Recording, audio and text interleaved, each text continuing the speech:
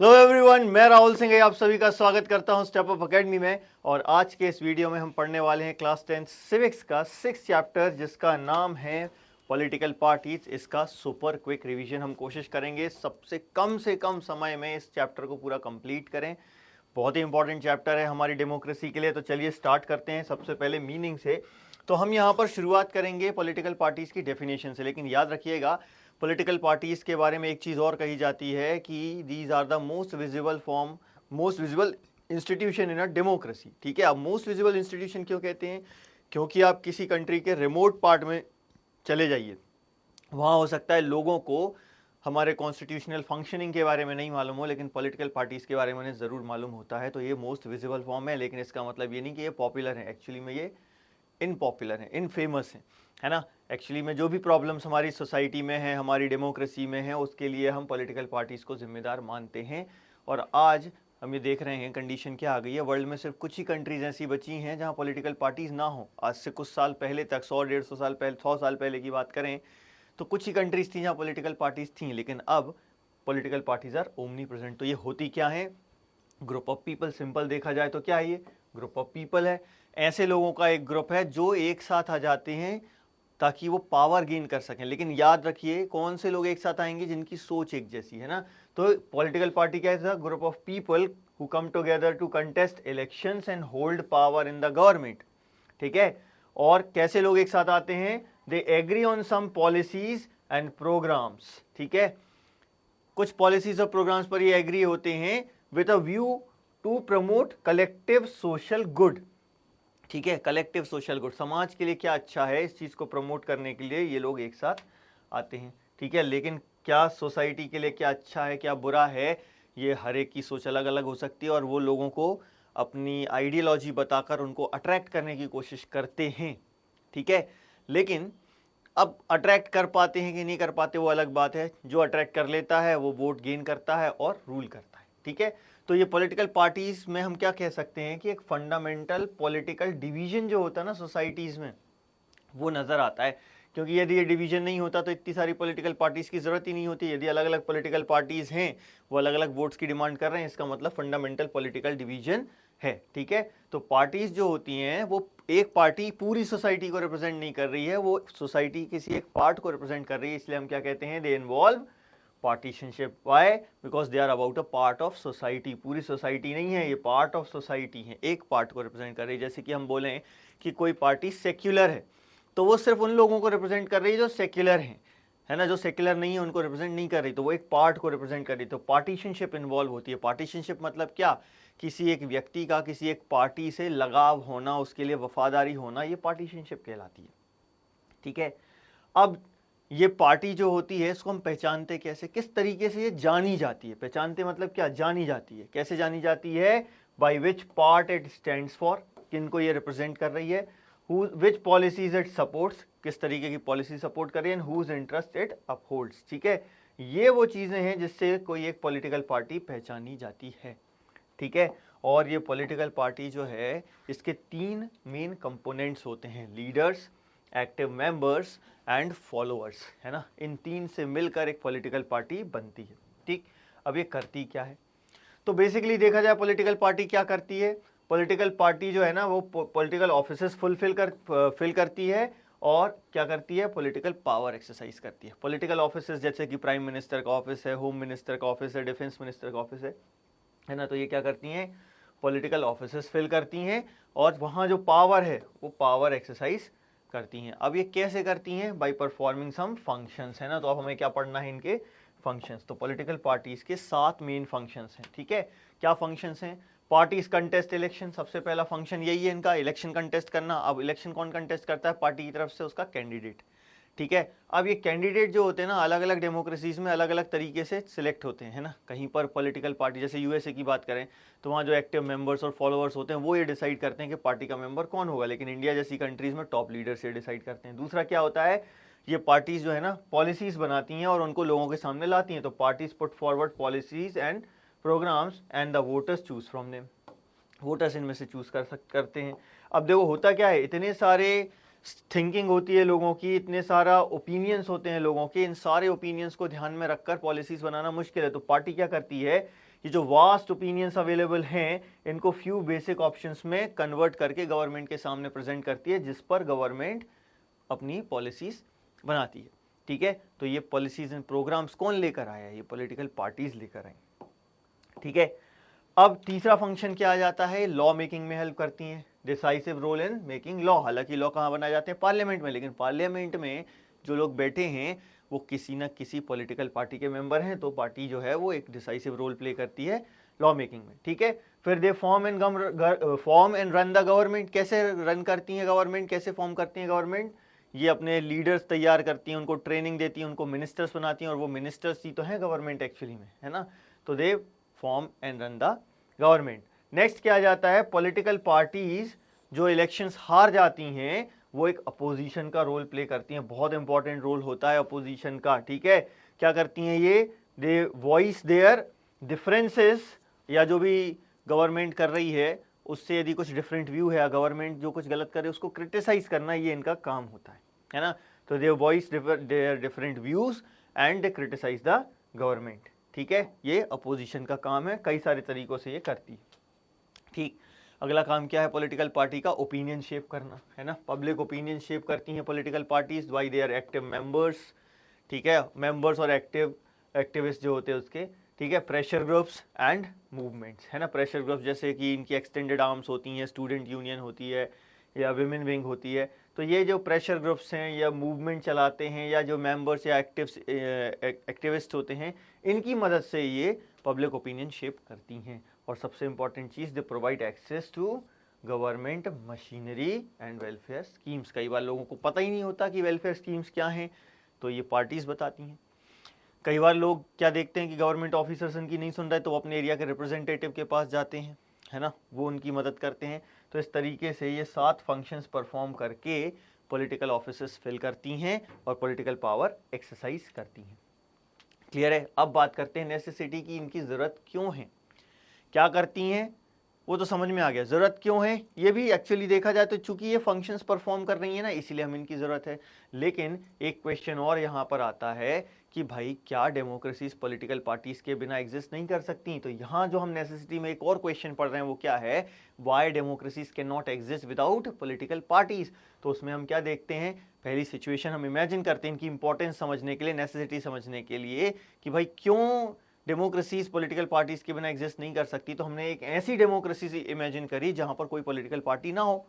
जब कोई political party नहीं है तो सारे कैंडिडेट्स इंडिपेंडेंट होंगे। सारे कैंडिडेट्स इंडिपेंडेंट है तो गवर्नमेंट फॉर्म करना मुश्किल हो जाएगा। यदि गवर्नमेंट फॉर्म हो भी जाएगी तो उसका जो फ्यूचर है वो बहुत अनसर्टेन है, कब गवर्नमेंट गिर जाएगी कोई भरोसा नहीं। सारे कैंडिडेट्स अपनी ही कॉन्स्टिट्यूंसी के लिए तो रिस्पॉन्सिबल होंगे, लेकिन पूरी कंट्री के लिए कोई रिस्पॉन्सिबल नहीं होगा। कोई भी कैंडिडेट अपनी कॉन्स्टिट्यूंसी के लोगों को कोई मेजर पॉलिसी चेंज का प्रॉमिस भी नहीं कर पाएगा। ये सारी प्रॉब्लम्स आएंगी। दूसरा हम इससे समझ सकते हैं कि पंचायत में जैसे नॉन पार्टी बेस्ड इलेक्शंस होते हैं उनको देखकर, है ना, कैसे करेंगे भैया? हमने सोचा कि भाई पार्टीज तो नहीं है, लेकिन देखो कैसे इलेक्शंस होते हैं। गांव के लोग ग्रुप्स में बढ़ जाते हैं, वो अपने कैंडिडेट्स का एक पैनल बनाते हैं, उनको इलेक्शन लड़वाते हैं, और वो क्या करेंगे? जो कैंडिडेट्स का जो पैनल उन्होंने बनाया है उनको इलेक्शन जिताने के लिए वो कैंपेन्स भी करते हैं। तो एक्चुअली में यही सब तो पॉलिटिकल पार्टीज करती हैं। जब देखो ये नॉन पार्टी बेस्ड इलेक्शंस हो रहे हैं, लेकिन वही पार्टी बेस्ड इलेक्शन में भी हो रहा है। ठीक है, फिर लार्ज सोसाइटीज में हमें क्या चाहिए होता है? लार्ज सोसाइटी में चाहिए कि ये जो डिफरेंट व्यूज हैं इनको गैदर कर सके कोई, ठीक है, और गवर्नमेंट के सामने प्रेजेंट कर सके।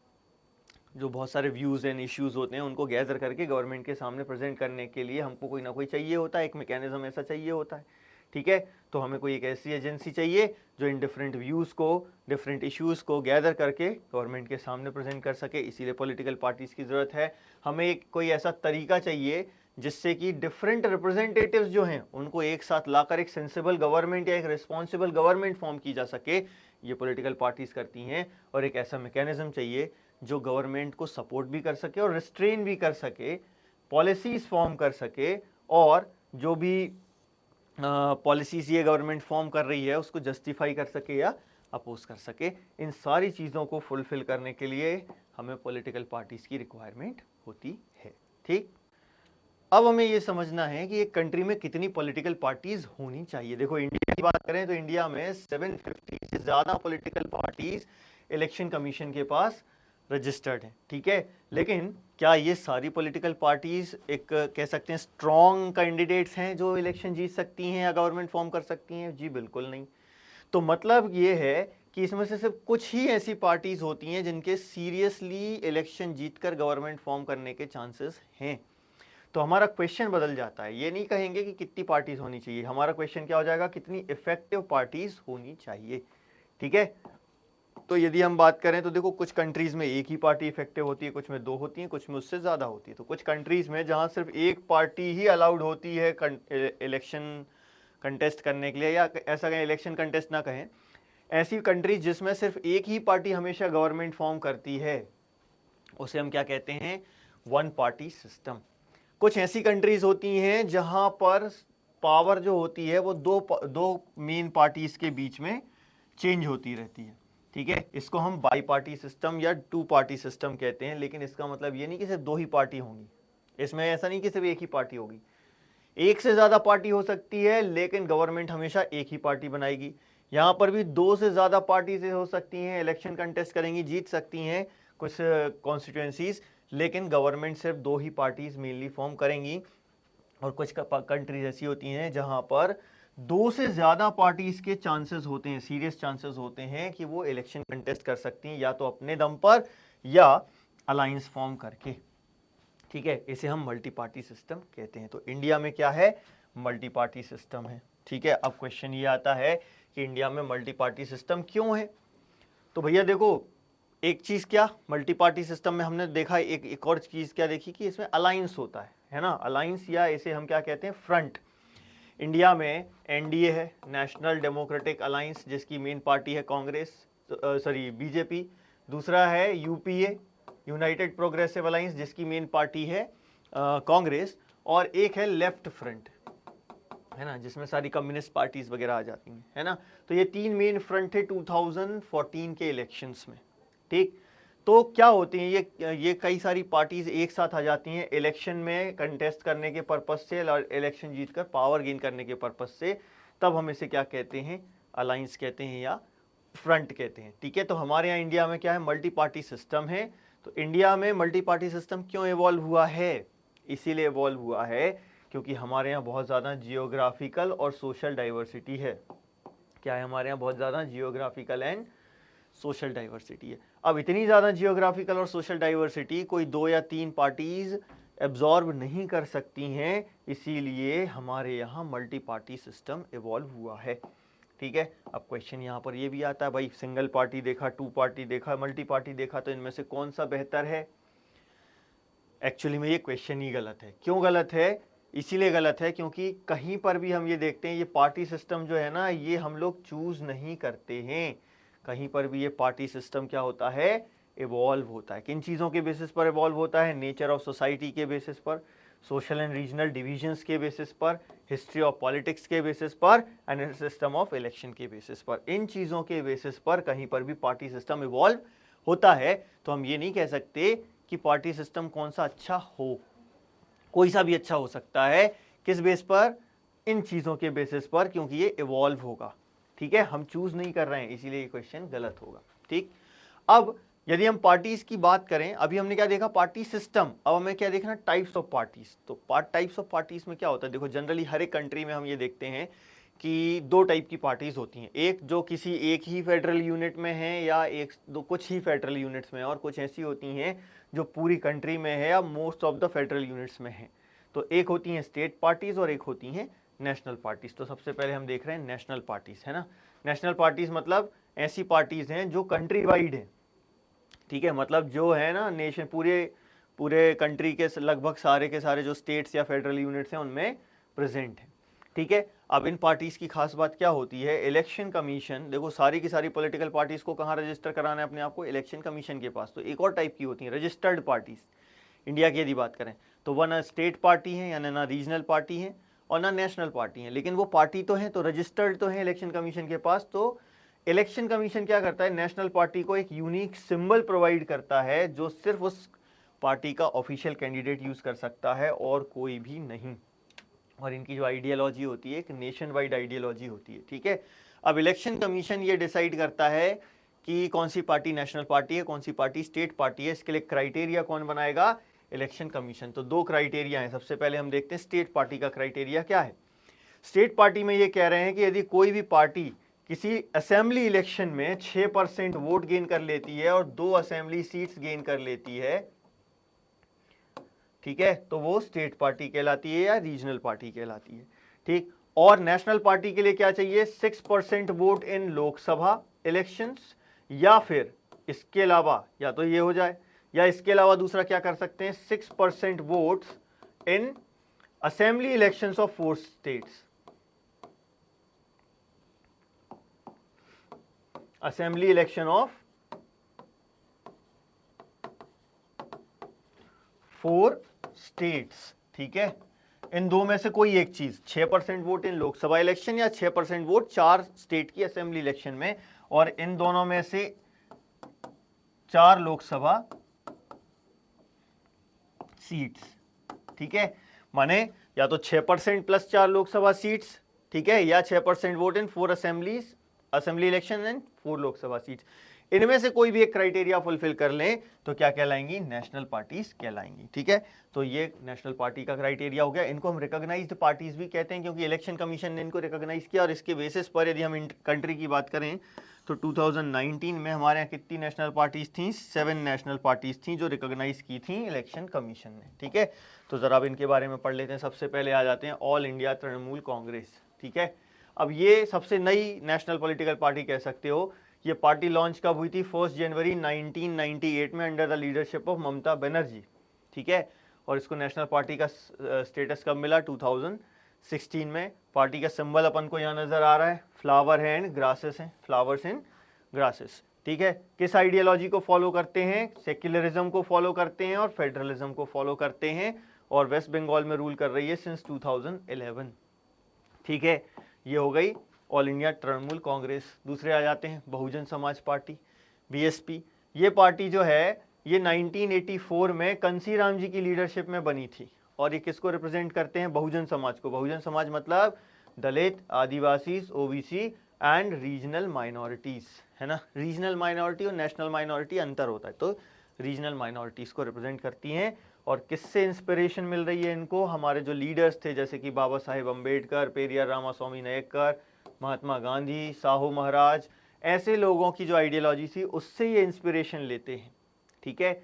और जो लोअर कास्ट के लोग हैं उनके इंटरेस्ट और वेलफेयर का ये ध्यान रखते हैं, ठीक। तो ये पार्टी देखा जाए तो दलित्स के लिए मेनली ये पार्टी पर फोकस, इस पार्टी का मेन फोकस दलित्स के ऊपर रहता है, ठीक। फिर भारतीय जनता पार्टी करंटली हमारे ऊपर रूल कर रही है। 1980 में ये फॉर्म हुई थी, उसके पहले इसका नाम हुआ करता था भारतीय जनसंघ, ठीक है। जो डॉक्टर श्यामा प्रसाद मुखर्जी और हमारे एक और जो लीडर थे पंडित दीनदयाल उपाध्याय, इन्होंने फाउंडिंग लीडर्स कहते हैं इनको हम, इनकी लीडरशिप में भारतीय जनसंघ बना था। बाद में ये चेंज हो गया और 1980 में भारतीय जनता पार्टी बनी, ठीक है। अब डॉक्टर श्यामा प्रसाद मुखर्जी ने ये पार्टी बनाई थी कब? 1951 में, और ये इंस्पिरेशन कहाँ से लेती है? इनकी आइडियोलॉजी से ही, ठीक है, डॉक्टर पंडित दीनदयाल उपाध्याय की आइडियोलॉजी से ही, ठीक है। अब ध्यान से समझना इसको, ये क्या चाहते हैं? ये एक स्ट्रॉन्ग नेशन बिल्ड करना चाहते हैं, एक मॉडर्न नेशन बिल्ड करना चाहते हैं, लेकिन इंस्पिरेशन कहाँ से ले रहे हैं? एंशिएंट कल्चर से। स्ट्रॉन्ग नेशन बनाना है, मॉडर्न इंडिया बनाना है, लेकिन इंडिया के एंशिएंट कल्चर से ये इंस्पिरेशन ले रहे हैं, ठीक है। और डॉक्टर पंडित दीनदयाल उपाध्याय जो हैं, इनके जो आइडियाज थे इंटीग्रल ह्यूमनिज्म एंड अंत्योदय, इससे इन्होंने इंस्पिरेशन ली, और ये जो पार्टी है इसी आइडियोलॉजी पर काम करती है। और इनकी डिमांड्स क्या हैं? देखो बहुत इंपॉर्टेंट डिमांड्स हैं। कल्चरल नेशनलिज्म पर फोकस है, यानी हिंदुत्व पर फोकस करती हैं। हिंदुत्व का मतलब हिंदू रिलीजन नहीं है, यहाँ कल्चरल नेशनलिज्म है, ठीक है। और डिमांड्स में देखो भैया क्या आ जाता है? Total integration of Jammu and Kashmir, uniform civil code, ठीक है, and ban on religious conversion, ठीक। ये 3 चीज़ें इनकी मेन डिमांड्स हैं, ये अपन को यहाँ पर याद रखना है, ठीक। फिर आ जाते हैं भारतीय जनता पार्टी में ही कि इनका जो सपोर्ट था ये कब बढ़ गया? 1990s में, है ना, जो मिस्टर लाल कृष्ण आडवाणी जी ने जो रथ यात्राएं निकाली थी उसके बाद, ठीक है। उसके पहले तो ये कुछ ही एरियाज तक लिमिटेड थी पार्टी, लेकिन धीरे धीरे इसका सपोर्ट बेस बढ़ने लगा और अब ये नेशनल पार्टी है, ठीक, फिर आ जाते हैं कम्युनिस्ट पार्टी ऑफ इंडिया पर। बहुत पुरानी पार्टी है, कांग्रेस के बाद देखा जाए तो सबसे पुरानी पार्टीज में कम्युनिस्ट पार्टी ऑफ इंडिया ही आती है, जो 1925 में फॉर्म हुई थी। मार्क्सिज्म में और लेनिनिज्म में बिलीव करते हैं, लेकिन साथ में सेक्युलर हैं, धर्मनिरपेक्ष हैं और डेमोक्रेसी को भी सपोर्ट करते हैं। किस चीज़ के अपोज हैं? सेसेशनिज्म यानी कि कंट्री को डिवाइड करने वाले जो फोर्सेस हैं, और कम्युनलिज्म यानी कि धर्म के आधार पर जो वायलेंस होते हैं उसके ये अगेंस्ट हैं, ठीक है। और पार्लियामेंट्री डेमोक्रेसी को भी ये सपोर्ट करते हैं, है ना, कि भाई ये जो पार्लियामेंट्री डेमोक्रेसी है यही वो तरीका है जिससे कि ये क्या प्रमोट कर सकते हैं? Interest of the working class, farmers and poors. तो किस सेक्शन पर मेन फोकस है इनका? Working class, farmers and poors, इन पर इनका मेन फोकस है, ठीक है। तो ये कम्युनिस्ट पार्टी ऑफ इंडिया की आइडियोलॉजी याद रखेंगे अपन कि मार्क्सिज्म लेनिनिज्म पर बिलीव करते हैं, सेक्युलरिज्म में बिलीव करते हैं, डेमोक्रेसी में बिलीव करते हैं, सेसेशनिज्म और कम्युनलिज्म के अगेंस्ट हैं, और वर्किंग क्लास, फार्मर्स और पुअर्स के जो भी इंटरेस्ट हैं उसको फुलफिल करने के लिए ये कहते हैं कि डेमोक्रेसी ही बेस्ट वे है, ठीक है। अब आ जाते हैं अपन Communist Party of India, Marxist. ये थोड़ा सा एग्रेसिव होते हैं, ठीक है। ये कब फॉर्म हुई? 1964 में Communist Party of India break हुई तो Communist Party of India Marxist बनी, ठीक है। ये भी मार्क्सिज्म और लेनिनिज्म में बिलीव करते हैं, ये भी सोशलिज्म में तो बिलीव कर ही रहे हैं, कम्युनिस्ट हैं मतलब सोशलिज्म, हालांकि इसका मीनिंग अलग अलग जगहों पर अलग अलग होता है। तो ये सोशलिज्म को फॉलो करते हैं, ये भी सेक्युलर हैं, ये भी डेमोक्रेसी को प्रमोट करते हैं, और इंपीरियलिज्म और कम्युनलिज्म के अगेंस्ट हैं ये भी, है ना। इंपीरियलिज्म में वहाँ पर सेसेशनिज्म की जगह यहाँ पर इंपीरियलिज्म आ गया बस, ठीक है। तो लगभग सेम चीज़ें हैं, बट एक बहुत ज़्यादा एग्रेसिव है, एक उतनी एग्रेसिव नहीं है। मार्क्सिस्ट जो है वो ज़्यादा एग्रेसिव है एज कम्पेयर टू कम्युनिस्ट, ठीक। फिर आते हैं इंडियन नेशनल कांग्रेस। ये इंडिया की सबसे पुरानी पॉलिटिकल पार्टी है, जिसको हम क्या कहते हैं नॉर्मली? कांग्रेस पार्टी, ठीक है।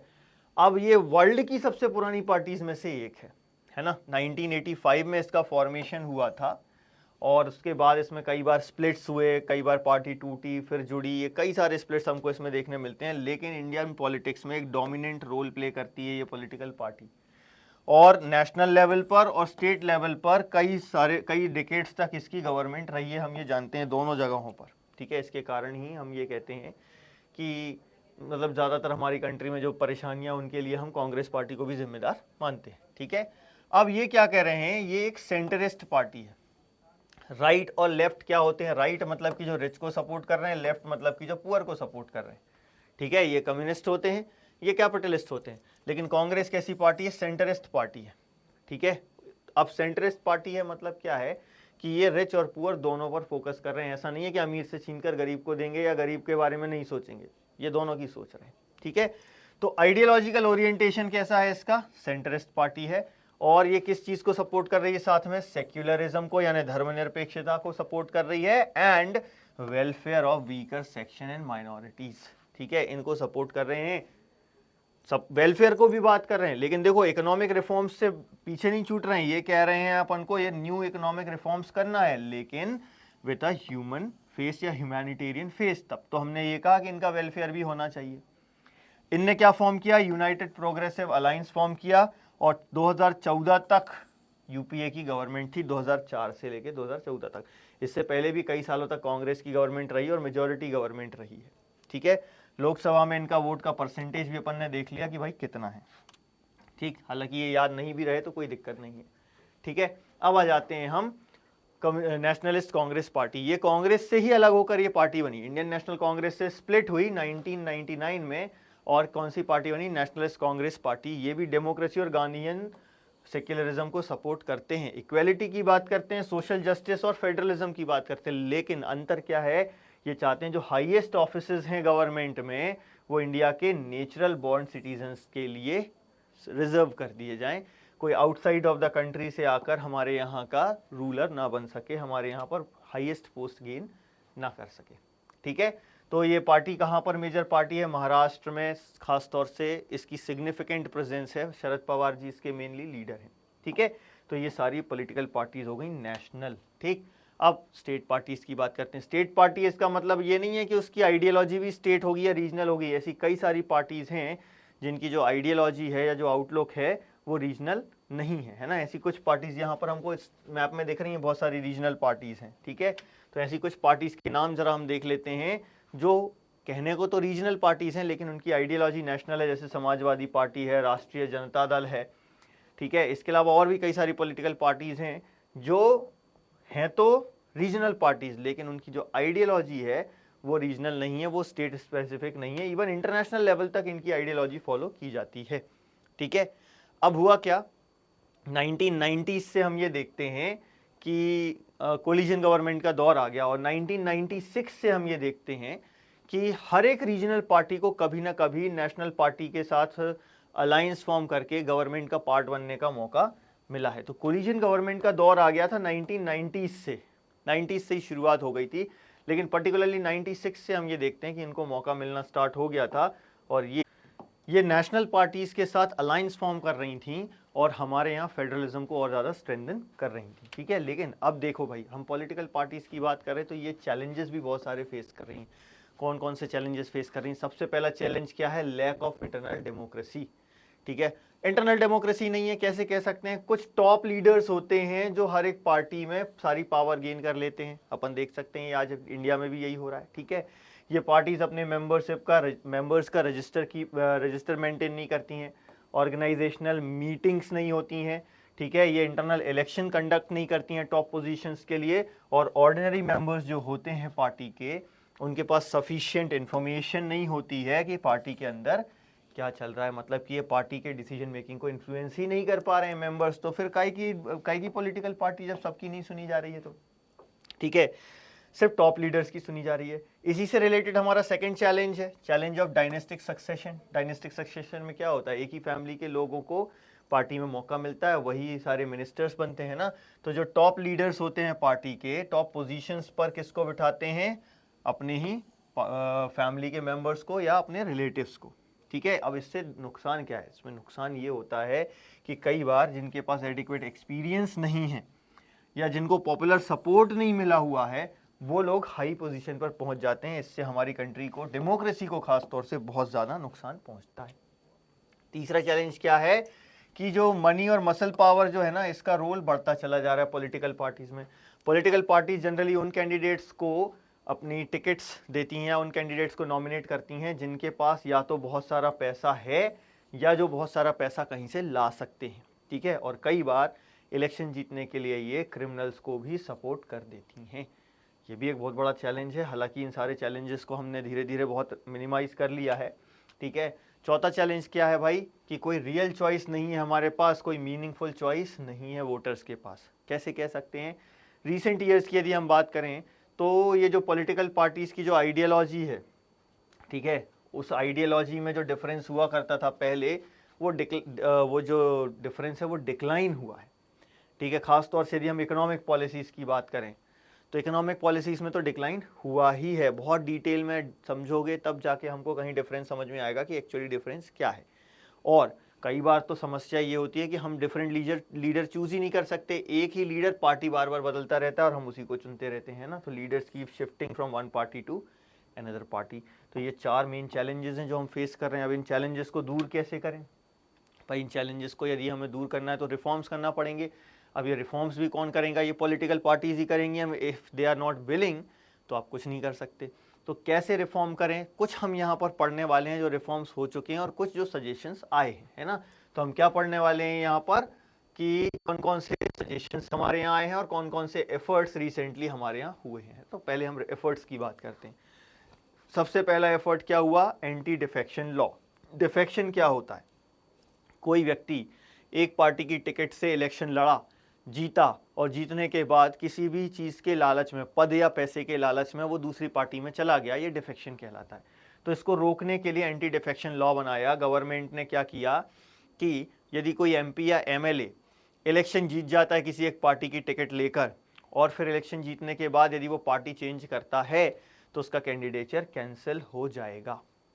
ऐसा करने से डिफेक्शन रुकता है, क्योंकि भाई यदि इलेक्शन जीतने के बाद आप दूसरी पार्टी में जा रहे हो तो दोबारा से फिर वहाँ पर बाई इलेक्शंस होंगे, ठीक है, आपका कैंडिडेचर कैंसिल हो जाएगा, ठीक। अब इसमें हालांकि एक समस्या भी है। ऐसा करने से क्या हो गया है कि जो लीडर्स है ना, पहले क्या करते थे, अपना विरोध अच्छे से कर सकते थे। अब क्या होता है, उनको टॉप लीडर्स की सुननी ही पड़ती है। अब यहाँ पर उनकी पार्टी के लिए क्या वफादारी है वो नहीं चलता है, उनको पर्टिकुलर पर्सन के लिए वफादारी शो करनी पड़ती है, तब जाके वो पार्टी में टिक पाते हैं। जो लोग क्रिटिसाइज करते हैं पार्टी को, वो लोग पार्टी में सर्वाइव नहीं कर पाते। तो अच्छाई तो है, साथ में बुराई भी है। दूसरा क्या, सुप्रीम कोर्ट ने एक आदेश दिया कि जो भी व्यक्ति इलेक्शन कंटेस्ट करना चाहता है उसको एक एफिडेविट फाइल करना पड़ेगा, एक शपथ पत्र देना पड़ेगा, जिसमें वो अपने सारे क्रिमिनल केसेस जो उसके ऊपर चल रहे हैं वो और उसकी प्रॉपर्टी की डिटेल्स बताएगा। साथ में एजुकेशनल क्वालिफिकेशन भी रहता है। ये क्यों किया गया, ताकि मनी पावर का और क्रिमिनल्स का इन्फ्लुएंस जो है उसको कम किया जा सके। ठीक है, ये दूसरा जो एफर्ट किया गया है। तीसरा एफर्ट किसने किया, इलेक्शन कमीशन ने। इन्होंने क्या कर दिया, इन्होंने कहा कि हर एक पार्टी के लिए इंटरनल इलेक्शन या ऑर्गेनाइजेशनल इलेक्शन कंडक्ट करवाना कंपलसरी है और साथ में इनको इनकम टैक्स रिटर्न भी भरना है। पार्टीज ने ये करना स्टार्ट कर दिया है, लेकिन ये सिर्फ एक फॉर्मेलिटी की तरह चल रहा है। जो भी ये लोग बता रहे हैं या जो भी ये इनकम टैक्स रिटर्न फाइल कर रहे हैं या ऑर्गेनाइजेशनल इलेक्शंस कंडक्ट करवा रहे हैं, ये हमारे ये पॉलिटिकल पार्टीज में से इंटरनल डेमोक्रेसी स्ट्रेंथन हुई है कि नहीं है, इसको चेक करने के लिए मैकेनिज्म नहीं है। जैसे कि एफिडेविट में जो जानकारी है, कई बार ऐसा होता है कि वो फॉल्स होती है, उसको भी चेक करने का कोई सही मैकेनिज्म अभी नहीं है। तो ये तीन क्या है, ये एफर्ट जो हो चुके हैं। अब क्या बात करें हम, सजेशंस। कुछ सजेशंस आए। क्या सजेशन आया, a law should be made to regulate the internal affairs of political parties. Internal affairs का मतलब क्या है यहाँ पर भाई, कि ये अपने मेंबर्स का रजिस्टर मेंटेन करें, इसके लिए लॉ बना दिया जाए। ठीक है, दूसरा ये खुद का कॉन्स्टिट्यूशन फॉलो करें, इसके लिए लॉ बना दिया जाए। एक इंडिपेंडेंट अथॉरिटी बनाई जाए पॉलिटिकल पार्टी में, कि यदि कभी कोई डिस्प्यूट होता है विद इन पार्टी तो उस डिस्प्यूट को रिजॉल्व करने के लिए ये एक अथॉरिटी हो। ठीक है, और आखिरी चीज क्या, कि हाईएस्ट पोस्ट के लिए ओपन इलेक्शंस कंडक्ट करवाए जाएं। ये सारे सजेशंस हैं ना, ये कह रहे हैं कि लॉ बनाकर पॉलिटिकल पार्टीज को ये सब फोर्स किया जाए करने के लिए। लेकिन थोड़ा ध्यान रखना है कि यदि हमने फोर्स किया पॉलिटिकल पार्टीज को तो वो इसमें फ्लॉज ढूंढने लगती हैं और उससे भी नुकसान हो सकता है। ठीक है, तो लॉ बनाने से पहले बहुत ध्यान रखने की जरूरत है अपन को। ठीक है, दूसरा सजेशन क्या आया, कि पॉलिटिकल पार्टीज जो हैं उनको विमेन्स के लिए मिनिमम टिकट्स रिजर्व कर देनी चाहिए। अभी तो क्या है, पंचायत में और जो अर्बन बॉडीज के इलेक्शन होते हैं उसमें विमेन के लिए सीट रिजर्व की हैं गवर्नमेंट ने, कि इस पर विमेन कैंडिडेट ही इलेक्शन लड़ेंगे। लेकिन ये क्या है सजेशन, कि पॉलिटिकल पार्टी ही रिजर्वेशन कर दें कि हम 1/3 टिकट्स जो हैं वो विमेन को ही देंगे। और साथ में ये भी सजेशन है कि जो डिसीजन मेकिंग बॉडीज हैं पॉलिटिकल पार्टीज में, उनमें भी विमेन के लिए सीट्स रिजर्व होनी चाहिए। ठीक, ये दूसरा सजेशन हो गया। तीसरा सजेशन क्या है, स्टेट फंडिंग ऑफ इलेक्शन। मतलब कि सरकार इलेक्शन कैंपेन्स के लिए खर्चा करे। कैसे खर्चा करे, अब ये दो तरीके हो सकता है, आइदर इन काइंड और इन कैश। ठीक है, कि यार या तो इनको पेट्रोल का पैसा दे दो, टेलीफोन का पैसा दे दो, पैम्फलेट्स प्रिंट करने का पैसा दे दो, या फिर लास्ट इलेक्शन में जिसने जितने वोट्स गेन करे उसके हिसाब से उनको पैसा दे दो खर्चा करने के लिए इलेक्शन कैंपेन्स के लिए। तो ऐसा करने से ये कह रहे हैं कि ये पार्टीज को रिफॉर्म किया जा सकता है। लेकिन मैंने क्या बोला कि अपन को बहुत केयरफुल रहना होगा लीगल सॉल्यूशन के लिए। क्यों, क्योंकि ओवर रेगुलेशन क्या करता है हमेशा, वो काउंटर प्रोडक्टिव हो जाता है। काउंटर प्रोडक्टिव हो जाता है मतलब कि इससे क्या होगा, पॉलिटिकल पार्टीज क्या करेंगी, they will find a way to cheat the law. इस चीज से भी हमें बचना है। अब ये तीन एफर्ट हो गए, तीन सजेशंस हो गए। ठीक, इसके अलावा अपन और भी कुछ चीजें हैं जिससे कि पॉलिटिकल पार्टीज को रिफॉर्म कर सकते हैं। दो तरीके और हैं जिसमें पब्लिक इन्वॉल्व, देखो क्योंकि डेमोक्रेसी क्या है, डेमोक्रेसी में हमारा इन्वॉल्वमेंट बहुत जरूरी है। तो यहां पर हम देखते हैं दो और तरीके हैं जिससे पॉलिटिकल पार्टीज को रिफॉर्म किया जा सकता है। पहला तरीका क्या है, कि लोग जो है ना वो पॉलिटिकल पार्टीज को प्रेशराइज कर सकते हैं, प्रेशर डाल सकते हैं। कैसे प्रेशर डाल सकते हैं, पेटिशंस के थ्रू, पब्लिसिटी के थ्रू या एजिटेशंस के थ्रू। ठीक है, एक तरीका ये हो गया जिससे पब्लिक पॉलिटिकल पार्टीज को रिफॉर्म के लिए प्रेशराइज कर सकती है। और दूसरा तरीका क्या है, कि पॉलिटिकल पार्टीज में जो लोग रिफॉर्म्स चाहते हैं वो खुद पॉलिटिकल पार्टीज ज्वाइन करें, है ना। Be the change you want to see in others, है ना। तो जब तुम चेंज चाहते हो तुम खुद ही पॉलिटिकल पार्टीज का पार्ट बनो और वो चेंजेस लेकर आओ। तो डेमोक्रेसी में हमारा खुद का पार्टिसिपेशन बहुत ज़रूरी है और डेमोक्रेसी में जो भी फ्लॉज हैं उनको और ज़्यादा डेमोक्रेसी से ही ठीक किया जा सकता है। ठीक, तो यहाँ पर ये चैप्टर हमारा कंप्लीट होता है। हमारा ये वीडियो आपको कैसा लगा हमारे कमेंट सेक्शन में आकर हमें ज़रूर बताएं। आपके यदि कोई डाउट्स हैं तो वो भी आप हमारे कमेंट सेक्शन में आकर हमसे पूछ सकते हैं। और बाकी के चैप्टर्स के detail video super quick videos के लिए हमारे साथ बने रहिए। Thank you very much.